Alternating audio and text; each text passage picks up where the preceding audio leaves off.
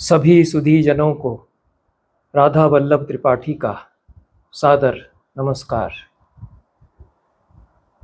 प्रजा फाउंडेशन के उदार सहयोग से वाणी प्रकाशन द्वारा श्री अभय दुबे के संपादन में उन्मोचन ग्रंथमाला आरंभ हुई।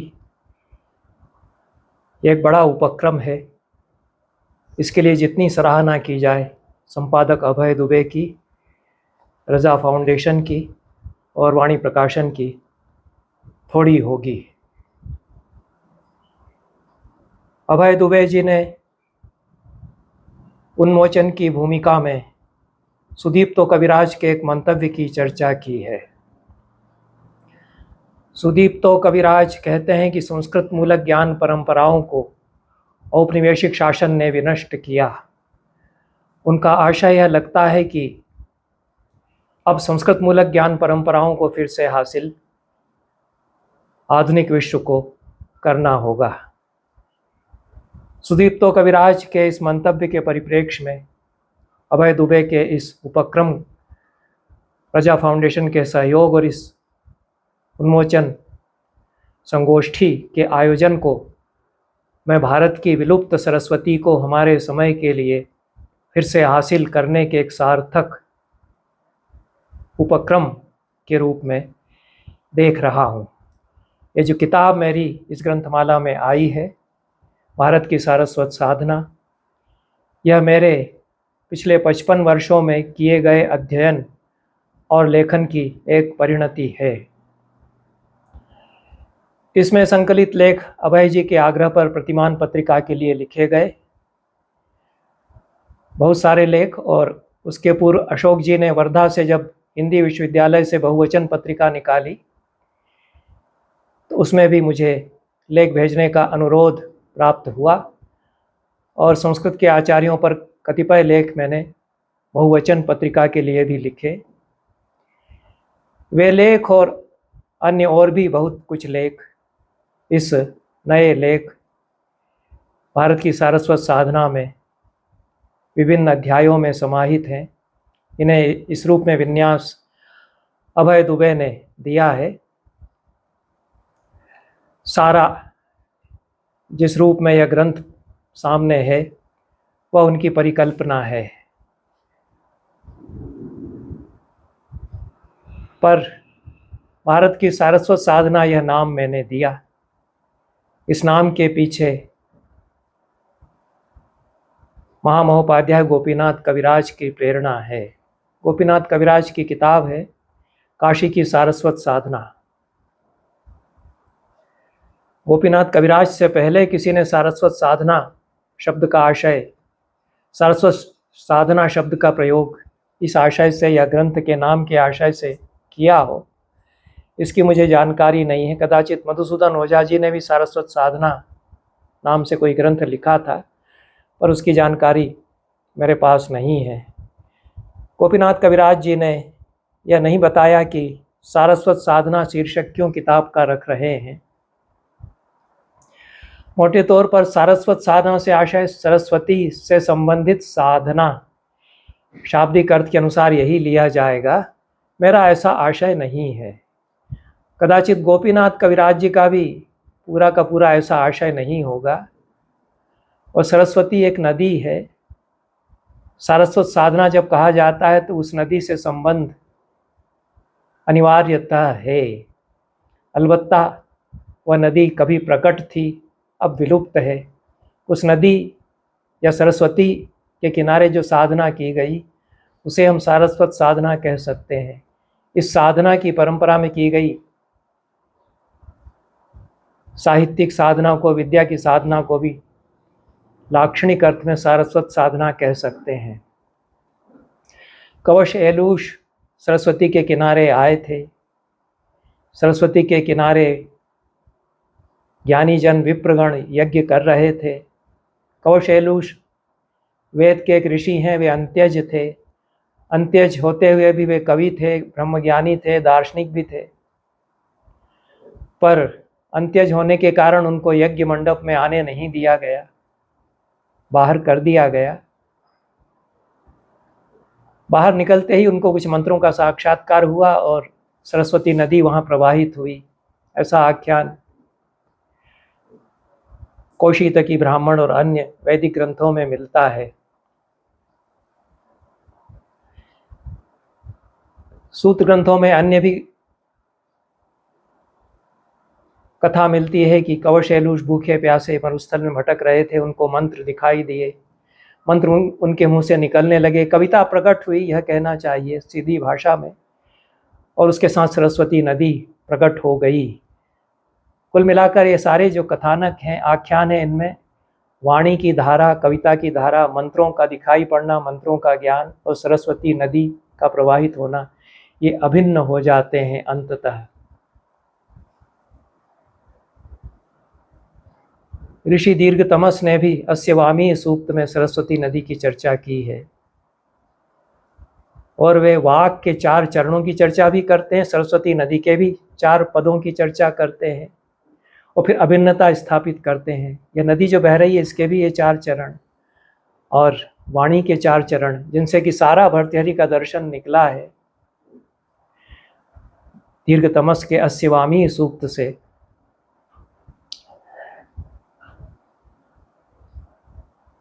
उसमें दीर्घतमस यह कहना चाह रहे हैं कि वाक से सारा संसार रचा जा सकता है, और वाक के 4 चरण हैं। सरस्वती नदी के बहाव को वे देखते हैं तो वे 4 चरण प्रत्यक्ष होते हैं, तो बहाव और वाणी का बहाव पर्याय होते चले जाते हैं।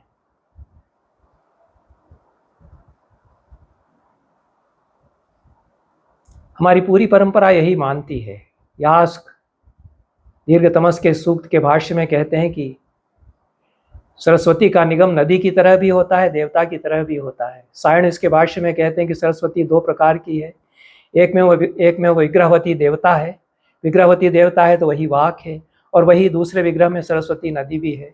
जो वाक है वही नदी है, जो वाक है वही वाणी है, वही सरस्वती है। बाद में विग्रह की कल्पना होती है, प्रतिमा लक्षण होते हैं, वो परवर्ती स्थिति है। जिस प्रदेश में सरस्वती नदी बहती है वह सारस्वत प्रदेश है। सारस्वत प्रदेश अपने ज्ञान की साधना में भास्वर है, उस साधना में जीवन को लेकर समग्र दृष्टि और आनंद का अनुभव है। प्रसाद कामायनी में सारस्वत प्रदेश और उसकी सभ्यता के लोप की बात करते हैं। हमारी सारी ज्ञान साधना और परंपरा की जड़ों में सारस्वत प्रदेश में की गई, सरस्वती नदी के किनारे की गई साधना, और सरस्वती नदी और वाणी के प्रवाह, दोनों के प्रवाहों की जो एकमेकता है, वह कहीं न कहीं हमारी ज्ञान परंपराओं का बीज रहा है। इस अर्थ में सारस्वत साधना शब्द का प्रयोग, भारत की सारस्वत साधना शब्द का प्रयोग मैंने अपनी किताब में किया। महाकवि बाणभट्ट ने अपने हर्षचरित की प्रस्तावना में भारत को सरस्वती का पुण्य कहा है। व्यास की वंदना उन्होंने हर्षचरित के आरंभ में की। नमः सर्वविदे तस्मै व्यासाय कवि वेद से, चक्रे पुण्यम सरस्वत्या यो वर्षमिव भारतम। बाण तो श्लेष के बड़े मास्टर हैं, श्लेष के अद्भुत प्रयोक्ता हैं। तो पावन सरस्वती के पुण्य के रूप में जिन्होंने भारत को बनाया और भारतवर्ष को बनाया, भारत से आशय महाभारत ग्रंथ से भी है, और भारत वर्ष जो देश है उससे भी है। यह भारतवर्ष देश भी सरस्वती का ही पुण्य है, और यह भारत महाभारत जो है यह भी सरस्वती का ही पुण्य है। श्लेष करने से आशा यह है कि दोनों सरस्वतियाँ एक हो जाती हैं, संश्लेष दोनों का जो होता है, तो भारतवर्ष और महाभारत एक हो जाते हैं, पर्याय होते हैं। सरस्वती नदी और कविवाणी पर्याय हो जाते हैं।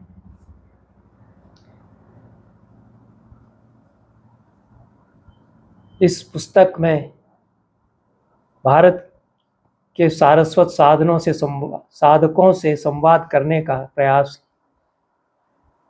लेखक के द्वारा किया गया, और संवाद की पद्धति कैसी इस लेखक की हो सकती है, इस पर विचार जब हम करते हैं तो भारत में जो आचार्यों ने संवाद के प्रकार बताए हैं उन पर दृष्टि डालना आवश्यक हो जाता है। गौतम न्याय सूत्र में कहते हैं कि हर वाद संवाद में परिणत होता है। वाद से आशय डिबेट से नहीं है, वाद एक बौद्धिक विमर्श है जो गुरु शिष्य के बीच में, दो ज्ञानियों के बीच में हो सकता है। बाद में वाद शब्द बहस के अर्थ में आ गया, पर गौतम ने इस अर्थ में ही इसका प्रयोग किया और इस अर्थ में वे कहते हैं कि सारा का सारा वाद अर्थात बौद्धिक विमर्श संवाद में परिणत होता है। यदि संवाद में परिणत नहीं होगा तो वाद नहीं होगा, वह जल्प या वितंडा हो जाएगा। जल्प शब्द का प्रयोग गौतम ने बहस डिबेट के अर्थ में किया। वितंडा जो है डिकंस्ट्रक्शन, जिसको सरल भाषा में छिछालेदर भी कह सकते हैं, उसके लिए उन्होंने किया। तो जो भी ज्ञान चर्चा होती है उसके 3 प्रकार होते हैं, वाद, जल्प और वितंडा। वाद बौद्धिक विमर्श है, जल्प बहस है, वितंडा छिछालेदर या विखंडन है, और सारा वाद संवाद में परिणत होता है। इसलिए गौतम की दृष्टि में जल्प और वितंडा से वाद अधिक स्पृहणीय है।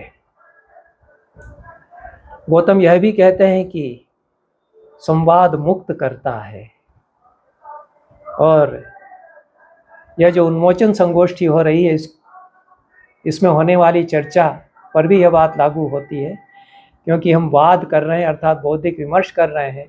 जितना जो कुछ बौद्धिक विमर्श है वह मुक्त करता है।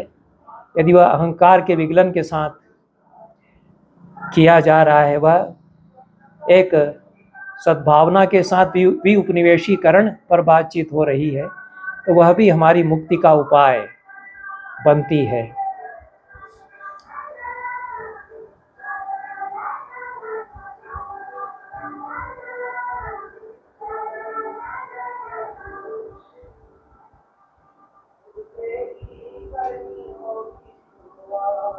मैं इस अर्थ में जो कुछ भी वाद या बौद्धिक विमर्श करता हूँ वह परंपरा से संवाद के रूप में करता हूँ। वो परंपरा से, ज्ञान परंपराओं से बाहर रह कर के मैं उनसे संवाद नहीं करता। बाहर रहकर संवाद भी कैसे होगा? बाहर रहकर तो दूर से दर्शन हो सकता है। आनंदवर्धन ने संवाद की 3 कोटियां बताई, बिंब प्रतिबिंबवत, आलेख्य प्रख्य और तुल्य देही तुल्य। राजशेखर ने इसमें 4थी कोटि जोड़ी, परपूर्व प्रवेश सदृश। संवाद करता संवाद के विषय को हूबहू दोहरा देता है, उसका खाका लेकर अपने रंग उसमें भरता है, या उसकी बाहरी संरचना या मेथोडोलॉजी लेकर नया विमर्श करता है, या वह दूसरे के पूर्व में प्रवेश करके वापस लौटता है और फिर विमर्श करता है। मैं हूबहू नहीं दोहराता, मैं अपने रंग भरूं ऐसा भी कम होता है, मैं नया विमर्श करूं ऐसा भी प्रायः नहीं होता। मैं परपूर्व प्रवेश सदृश संवाद करता हूँ। परपूर्व प्रवेश सदृश संवाद का आशय मोटे तौर पर मैं यही समझता हूँ कि कोई आदमी अपने शहर से दूसरे शहर में जाता है, वह उस शहर का खाका नक्शा सब देख कर आता है। अपने शहर में आकर वह अपने संगी साथियों को बताता है कि मैंने ऐसा ऐसा शहर देखा। यह एक संवाद का जरिया है। या उस शहर को देखकर वह अपना एक शहर बसाता है। पुर का अर्थ शरीर भी होता है। दूसरे की काया में प्रवेश करके उसके भीतर की आत्मा को पहचान कर उससे वह संवाद करता है। यह भी आशय हो सकता है। कुल मिलाकर भारतीय ज्ञान परंपराओं से, सारस्वत साधकों से संवाद करते हुए मैं किसी दूसरे की बस्ती में, किसी और के चोले में, किसी दूसरे के ज्ञान की काया में घुसने का प्रयास करता हूँ, उसे भीतर से समझने का प्रयास भी करता हूँ और उससे फिर बाहर भी आता हूँ, और फिर अपने शब्दों में वहाँ जाने और बाहर आने के अनुभव को बयान करता हूँ।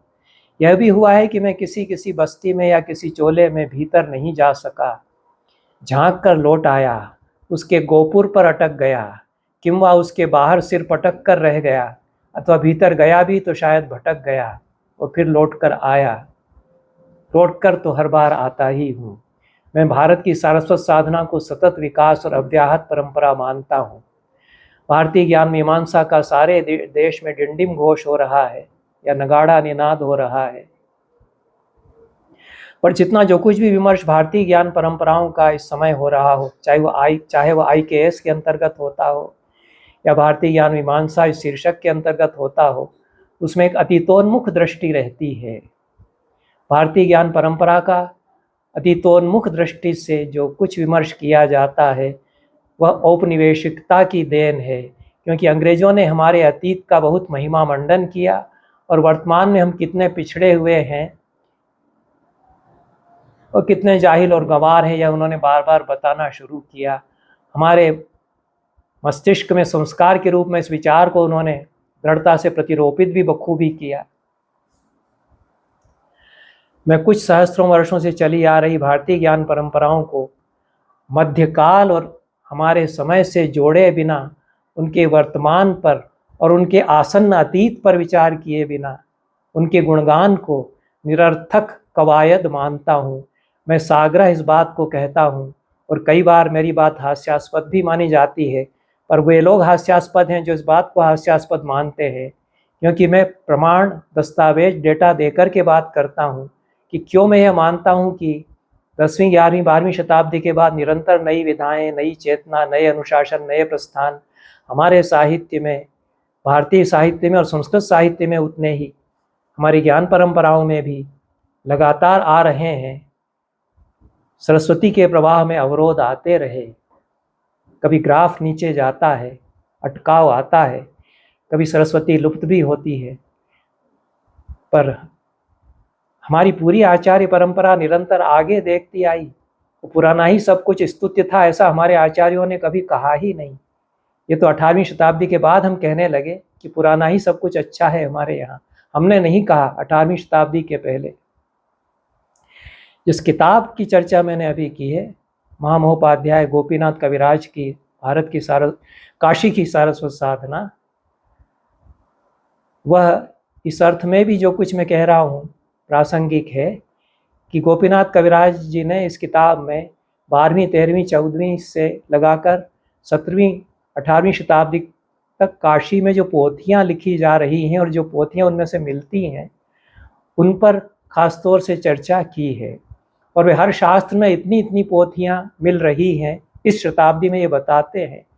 और वे बताते हैं कि 13वीं शताब्दी के बाद 14वीं में कुछ और अधिक पोथियाँ इन शास्त्रों की मिल रही हैं, 15वीं में कुछ और मिल रही हैं, 16वीं में कुछ और अधिक मिल रही हैं। और वे कहते हैं कि यदि कहीं कम मिल रही हैं तो वे नष्ट बहुत की गई हैं। 17वीं शताब्दी में, 18वीं में यदि कम मिल रही हैं तो बहुत अधिक समूल नाश पोथी खानों का किया जा रहा है, इसलिए कम मिल रही हैं। हमने ज्ञानोत्पादन 12वीं, 13वीं, 14वीं, 15वीं, 16वीं, 17वीं शताब्दियों में संस्कृत मूलक ज्ञान परंपराओं में उत्तरोत्तर अधिक किया। यह तो पोथियों के नाम और संख्या, जो गोपीनाथ कविराज जी इतने बड़े दार्शनिक हैं, वो इतना बड़ा ग्राउंड वर्क कर रहे हैं यह बताने के लिए कि कैसे इन शताब्दियों में उत्तरोत्तर ज्ञान उत्पादन हमारे पुरखे कर रहे थे। और वे ये कहते हैं कि और खोजी जानी चाहिए इन शताब्दियों में और भी नई पोथियाँ, अर्थात जो मौलिक ग्रंथ शास्त्रों में लिखे गए हैं वे मिलेंगे। इस दृष्टि से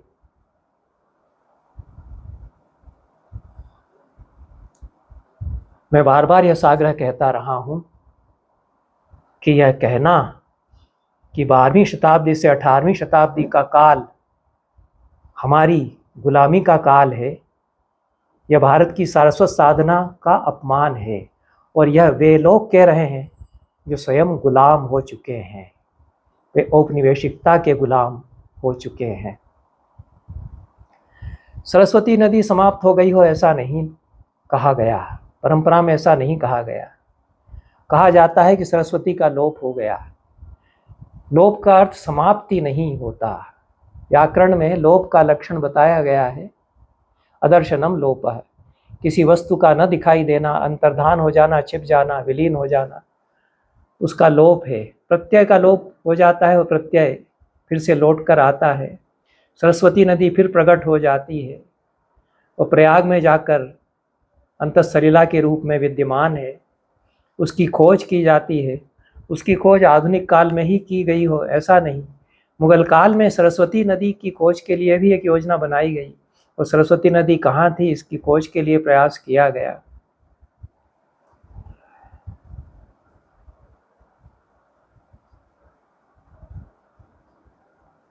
इसलिए ये जो मुगल काल है इसमें हमसे हमारा आत्म नहीं छीना गया, हमसे हमारा समय नहीं छीना गया। और एक बड़ा स्वप्न जो दारा शुकोह का था और जो अकबर का था, एक बड़ी एशियाई संस्कृति की रचना का, वो हम साकार कर लेते, यह मेरा कहना है। यदि ईस्ट इंडिया कंपनी न घुस आती और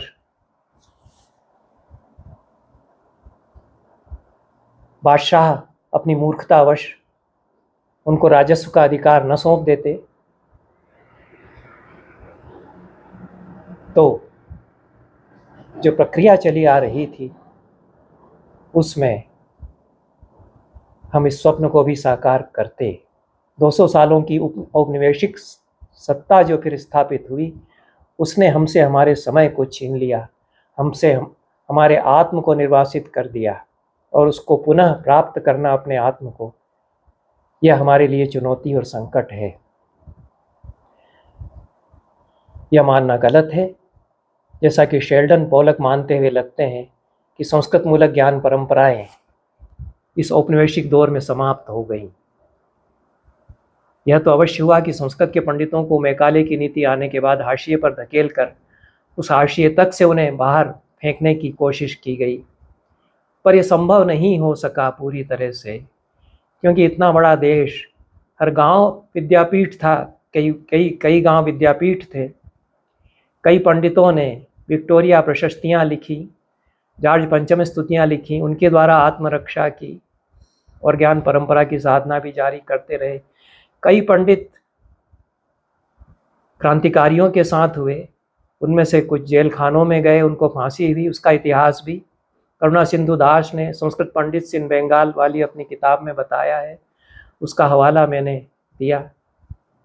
कुल मिलाकर औपनिवेशिक सत्ता ने भारत की आत्मा को कुचला पर उसे समाप्त नहीं कर सकी। आनंद कुमार स्वामी का विश्वास था कि यद्यपि औपनिवेशिक आक्रमण ने भारत के शरीर को गंभीर रूप से क्षत विक्षत कर दिया है, तथापि उसकी आत्मा अक्षुण्ण रहेगी।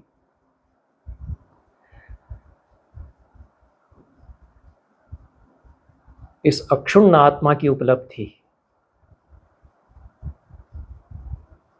फिर से करना हमारा इष्ट है। यह आसन्न अतीत को फिर से खगालने के द्वारा एक जरिया इसका हो सकता है। आसन्न अतीत को खगालने का काम धर्मपाल ने किया, पर धर्मपाल का काम अधूरा है। वे 18वीं 19वीं शताब्दियों में भारत में विज्ञान और तकनीक की समुन्नत दशा के बारे में बहुत परिश्रम से दस्तावेज जुटाकर उनका लेखा जोखा प्रस्तुत करते हैं। इस काल में भारतीय गांवों की आत्मनिर्भर आर्थिक शैक्षणिक व्यवस्था का प्रामाणिक चित्र भी वे प्रस्तुत करते हैं। वे भारत के भौतिक विग्रह की बात करते हैं, उसके ज्ञान विग्रह की बात नहीं करते, वह उनकी सीमा भी है। धर्मपाल ने जो क्षेत्र छोड़ दिया था उस पर मैंने कुछ काम किया, और पंडित सिंह मॉडर्न इंडिया जो भंडारकर प्राच्य विद्या संशोधन मंडल से मेरी पुस्तक छपी है, उसमें इस दृष्टि से मैंने उन पंडितों के बारे में बहुत सारी जानकारियाँ दी जो 18वीं 19वीं 20वीं शताब्दी के पूर्वार्ध में बहुत कुछ अनोखा और अद्भुत काम कर रहे थे। उसके पहले पंडितों का संसार और संसार में पंडित, इस शीर्षक से एक लेख मैंने लिखा था जो प्रतिमान में छपा है, और वह लेख भी इस पुस्तक में प्रकाशित है।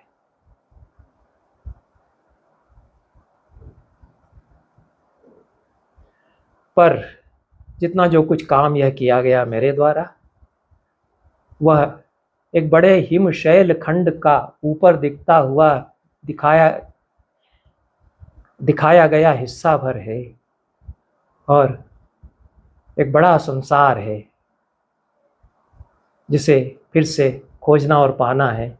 मेरी योजना कुछ वर्षों से यह है कि भारत की सारस्वत साधना पर बड़ा कार्य किया जाए, और प्राचीन भारत की सारस्वत साधना मध्यकालीन भारत की सारस्वत साधना और आधुनिक भारत की सारस्वत साधना, इन 3 बड़े खंडों में यह कार्य हो।